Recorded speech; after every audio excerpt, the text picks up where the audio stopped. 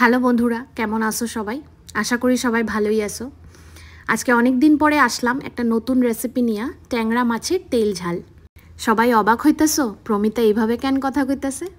আসলে আমি একটি বাঙাল বাড়ির মেয়ে আর বাঙাল বাড়ির বউ। ঘরে আমরা এইভাবেই কথা কই। আমার কিছু বন্ধু বান্ধব খুব করে আমারে রিকোয়েস্ট করছে যাতে আমি আমার নিজের বাঙাল ভাষায় কথা কয়ে একটা ভিডিও করি। তোমরাও অবশ্যই জানাইও কেমন লাগলো তোমাদের এই ভিডিওটা। তো আজকের যেটা রেসিপি সেটাতে আসি। তো ট্যাংরা মাছগুলিরে প্রথমেই হলুদ, লবণ আর লঙ্কার গুঁড়া আর সামান্য কাঁচা সরষার তেল মাইখা ভালো করে ম্যারিনেট করে 30 মিনিট রাখার পর আমি ভাজা তুলে নিছি। খুব বেশি কড়কড়া করে ভাজবেন না, তাহলে খাইতে ভাল লাগবে না। তারপর একে একে আমরা মশলাগুলি তৈরি করে নিই। যেমন আমি একটা বড় সাইজের পেঁয়াজ নিছি, তার সঙ্গে 1 ইঞ্চির মতো আদা কুচি একসঙ্গে পেস্ট করে নিলাম।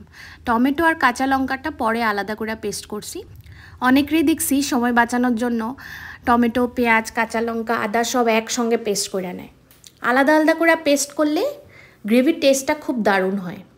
তারপর মাছ ভাজার যে তেলটা ছিল সেখানেই আমি সামান্য কালো জিরা আর কাঁচা লঙ্কা ফোড়ন দিয়া পেঁয়াজ আর আদার পেস্টটা দেয়া খুব ভালো করে কষায় নিছি। প্রায় আমার 7 থেকে 8 মিনিট সময় লাগছে পেঁয়াজটা ভাজা করতে। পেঁয়াজটা ভালো মতো ভাজা হয়ে যাওয়ার পর টমেটোর পেস্টটা দেওয়া দিছি। টমেটো পেস্টটা দেওয়ার সাথে সাথেই লবণ স্বাদ মতো আর হলুদ গুঁড়া দিছি। দিয়া ভালো করে নাড়াচাড়া করা, সঙ্গে কাশ্মীরি লঙ্কার গুঁড়া অল্প সামান্য জল দিয়ে ভালো করে কষায় নিছি মশলাটারে। পেঁয়াজ আর টমেটো যত ভালো কষানো হইব রান্নার স্বাদ তত ভালো হইব।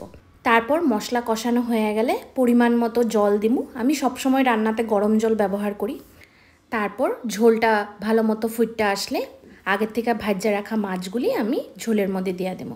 তারপর মিনিট 10 আমি ঢাকনা চাপা দিয়া ঝোলটারে ফুটাই নিছি। মাছগুলিও খুব সফট হয়ে গেছে। তারপর উপর থেকে ধনিয়া পাতা কুচি ছড়ায়া পরিবেশন করলাম গরম গরম ভাতের সাথে। ট্যাংরা মাছ আমার খুবই প্রিয় একটা মাছ, খুব ভালোবাসি। তো আমি তো এইভাবেই রান্না করি। আর কে কীভাবে পছন্দ করো, কীভাবে রান্না করো আমারে অবশ্যই কমেন্ট বক্সে জানাইও। আর আমার আজকের ভয়েস ওভারটা বাঙাল ভাষার তোমাদের কাছে কেমন লাগলো অবশ্যই আমারে জানাইবা। ভালো লাগলে লাইক, কমেন্ট, শেয়ার করবা।